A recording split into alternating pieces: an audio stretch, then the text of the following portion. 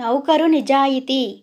జగన్నాథం, ఉమాపతి అనే 60 ఏళ్ల వయసు వాళ్ళిద్దరూ రామనగరం శివార్లు దాటగానే పెనుగాలితో పాటు పెద్ద వర్షం ప్రారంభమైంది. వాళ్ళు తలదాచుకోవడానికి వడివడిగా నడిచి దాపులలో ఉన్న ఒక శిథిలాలయం చేరారు. ఆసరికే అక్కడ ఒక యువతి కళ్ళనీళ్లు తుడుచుకుంటూ విచారంగా కూర్చుని ఉన్నది. వాళ్ళామెను చూసి ఆశ్చర్యపోయి, ఏదో తుఫాను వచ్చేలా ఉన్నది. నువ్వు ఒంటరిగా ఇక్కడ ఎలా చిక్కుకుపోయావమ్మా అని అడిగారు. ఆ ప్రశ్నకు జవాబు చెప్పేందుకు ఆమె కొంచెం సేపు తటపటాయించి చివరకు, నాకు జీవితం మీద విరక్తి కలిగింది, ఆత్మహత్య చేసుకునేందుకు రాణివాసం వదిలి బయలుదేరి ఇక్కడ గాలివానలో చిక్కుకుపోయాను అంటూ కళ్ళనీళ్లు పెట్టుకున్నది. జగన్నాథం, ఉమాపతి ఆ జవాబుకు చాలా ఆశ్చర్యపోయారు. జగన్నాథం ఆమె కేసి జాలిగా చూస్తూ, అమ్మా, రాణివాసంలో ఉండే నీకు ఇలా ఆత్మహత్య చేసుకోవాలనే ఆలోచన ఎందుకు కలిగింది అని అడిగాడు. ఆమె కొంచెం సేపు మౌనంగా తల వంచుకుని తర్వాత, ఇవాళ రాణిగారు, రాజుగారు నా వివాహం గురించి మాట్లాడుకోవడం విన్నాను. వాళ్ళు నన్ను మా జమీ పనులు చూసే శివానందుడు అనే నౌకరి కొడుక్కిచ్చి వివాహం చేయాలనుకుంటున్నారు. నేను రాజుగారిని ఒంటరిగా కలుసుకుని ఈ పెళ్ళి ఇష్టం లేదని చెప్పాను. దానికాయన ఏమన్నాడో తెలుసా? మీ నౌకరు శివానందుడికి నువ్వెంతగానో రుణపడి ఉన్నావు. ఆ సంగతి నీకు తెలియదు. అతడి కొడుకును పెళ్లాడడమే ధర్మం అని జవాబిచ్చాడు. జమీందారు కుమార్తెనై ఉండి నౌకరు కొడుకును పెళ్లాడడమా? అందుకే ఆత్మహత్య చేసుకోవాలనుకున్నాను అన్నది. ఆమె చెప్పింది విని జగన్నాథం, జమీందారు రంగరాయ భూపతి కుమార్తె ప్రమీలవు నువ్వేనా? నిన్ను చంపాలని శతవిధాలా ప్రయత్నించి చివరకు కారాగారం పాలైన దుర్మార్గులం మేమేనమ్మా. ఈరోజే విడుదలయ్యాం. కారాగారంలో ఉన్నప్పుడు చేసిన పాపాలకు కుమిలిపోయి నా భార్య భద్రావతి చనిపోయింది. విడుదలయ్యాక నీకేదైనా మేలు చేసి కొంతైనా పాప పరిహారం చేసుకుందామని మన గ్రామానికే బయలుదేరాం అన్నాడు. ఆ శివానందుడే అడ్డుపడకపోతే నిన్ను చంపి 7 జన్మల పాపం మూటగట్టుకుని ఉండేవాళ్ళం అన్నాడు ఉమాపతి బాధగా. ఆ శివానందుణ్ణి రాజుతో పాటు మీరు ఎందుకు మెచ్చుకుంటున్నారో నాకు అర్థం కావడం లేదు అన్నది ప్రమీల కాస్త చిరాకుగా. అందుకు జగన్నాథం చెప్పిందేమంటే, రంగరాయ భూపతికి ఏదో వ్యాధి సోకి ఎన్ని వైద్యాలకు లొంగక ప్రాణం మీదకి వచ్చింది. ఆయన భార్య పోయి చాలా కాలమైంది.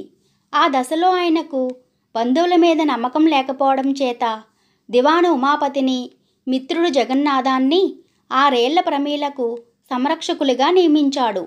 ప్రమీలకు పెళ్ళీడు వచ్చే వరకు ఆస్తిపాస్తుల్ని కాపాడవలసిన బాధ్యత కూడా వాళ్లదే. ఆ తర్వాత కొద్ది రోజులకే జమీందారు మరణించాడు. వారం తిరగకుండానే జగన్నాథం భార్య భద్రావతితో దివానంలోనే కాపురం పెట్టి ప్రమీలను కష్టాల పాలు చేయసాగాడు.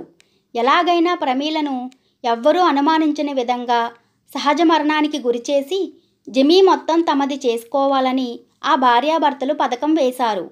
ఇందుకు ఉమాపతి సాయం చేస్తానన్నాడు.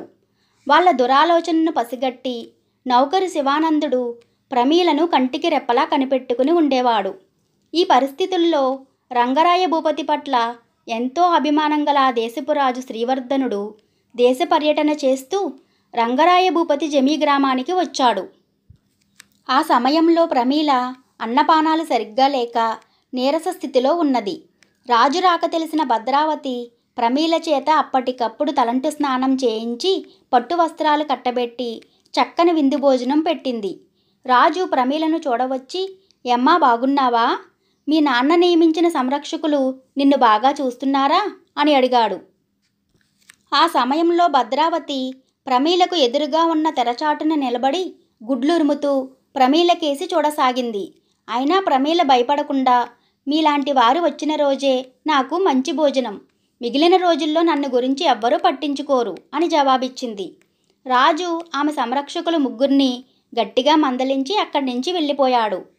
ఆ రోజు రాత్రి భద్రావతి ప్రమీలను సామాన్ల కొట్లో పెట్టి ముంతపొగ వేసింది. తెల్లవారి వచ్చిన శివానందుడు స్పృహ తప్పిపడి ఉన్న ప్రమీలకు ఉపచారాలు చేసి స్పృహ తెప్పించాడు. ప్రమీల ఏడుస్తూ, నన్ను మీ ఇంటికి తీసుకుపో తాత, వీళ్ళు నన్ను చంపేస్తారు అన్నది. 2 రోజుల తర్వాత జగన్నాథం శివానందుణ్ణి పిలిచి, ప్రమీల ఆరోగ్యం ఏమీ బాగుండడం లేదు. నిన్న వైద్యుడు పరీక్ష చేసి మందు కోసం ఇవాళ నిన్ను పంపమన్నాడు.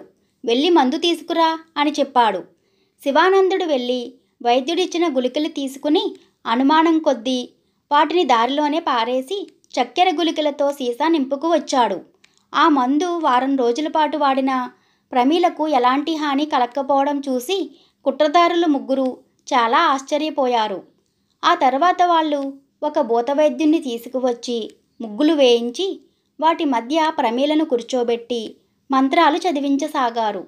ఇదంతా ప్రమీలకు హాని చేయటానికి చేస్తున్న తతంగమని గ్రహించిన శివానందుడు మర్నాటి అర్ధరాత్రి వేళ ప్రమీలను తీసుకుని పక్క గ్రామంలో ఉన్న తన బంధువుల ఇంట చేర్చి దివాణానికి తిరిగి వచ్చి ఏమీ ఎరగనట్లు నిద్రపోయాడు.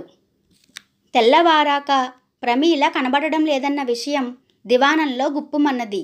దివాణం నౌకర్లే కాక గ్రామస్తులు కూడా ఉమాపతి జగన్నాథాలను అనుమానించారు. గతించిన జమీందారు మంచితనం వల్ల అందరికీ ప్రమీల పట్ల వాత్సల్యం ఉన్నది. వాళ్ళు 10 రోజుల పాటు చూసి ప్రమీల జాడ తెలియకపోవడంతో రాజుకు ఫిర్యాదు చేశారు. రాజు జగన్నాథం, ఉమాపతి, భద్రావతిని విచారించి వాళ్లకు కారాగార శిక్ష విధించాడు. కొన్ని దినాలు గడిచాక శివానందుడు ప్రమీలను తీసుకుపోయి రాజుకు అప్పగించి, ప్రభూ, ఆస్తి కోసం పసిబిడ్డని కూడా చూడకుండా ప్రాణాలు తీయబోయిన దుర్మార్గుల నుంచి ఈ బిడ్డను కాపాడి ఇంతకాలం రహస్యంగా దాచి ఉంచాను. నేను చేసినది తప్పైతే శిక్షించండి అన్నాడు. రాజు శివానందుడి ద్వారా జరిగినదంతా తెలుసుకుని, ఇంత చేసిన వాడివి, ప్రమీల సంరక్షణ భారం కూడా నువ్వే తీసుకో అన్నాడు. అందుకు శివానందుడు ఒప్పుకోక, ధనం కోసం ప్రమీల చుట్టూ ప్రమాదాలు పొంచి ఉన్నాయి. ఈ బిడ్డ మీ సంరక్షణలోనే క్షేమంగా ఉండగలదు అన్నాడు. ఆ రోజు నుంచి ప్రమీల రాజుగారి ప్రాపకంలో ఉండిపోయింది. రాజు జమీ వ్యవహారాల బాధ్యత అంతా శివానందుడికి అప్పగించాడు. అతడు ఎంతో నిజాయితీగా వాటిని నిర్వహిస్తూ ఏటా ఫలసాయంలోనూ శిస్తు వసూళ్లలోనూ వచ్చే రాబడిని రాజుకు ముట్టచెబుతున్నాడు. జగన్నాథం చెప్పింది విని ప్రమీల కళ్ళనీళ్లు పెట్టుకుని నిజానిజాలు తెలియక ప్రాణం కాపాడిన శివానంద తాతను తక్కువ చేసి మాట్లాడాను. ఈ తప్పును ఏ దేవుడు క్షమిస్తాడు అన్నది బాధగా. ఉమాపతి, జగన్నాథం ఆమెను ఓదార్చి, తల్లి, ఇంతకు ఇప్పుడు ఏం చేయదలుచుకున్నావు అని అడిగారు. మీలో ఒకరు నాతో పాటు మా దివాణానికి రండి. మరొకరు వెళ్ళి రాజుగారికి నా క్షేమం గురించి చెప్పండి. తర్వాత శివానందుడి కుమారుడితో జరగబోయే నా వివాహానికి వచ్చి మీ చేతులతో 4 అక్షింతలు వేసి ఆశీర్వదిస్తే సంతోషిస్తాను అన్నది ప్రమీల. ఆ సరికి వర్షం బాగా తగ్గిపోయింది. ఉమాపతి ప్రమీల వెంట జమీందారు గారి గ్రామానికి బయలుదేరాడు. జగన్నాథం తిరిగి రామనగరం దారి పట్టాడు. ఈ కథ మీకు నచ్చినట్లయితే లైక్ చేయండి. ఇలాంటి మరిన్ని కథల కోసం మన ఛానల్ని సబ్స్క్రైబ్ చేసుకోండి. Thank you for watching.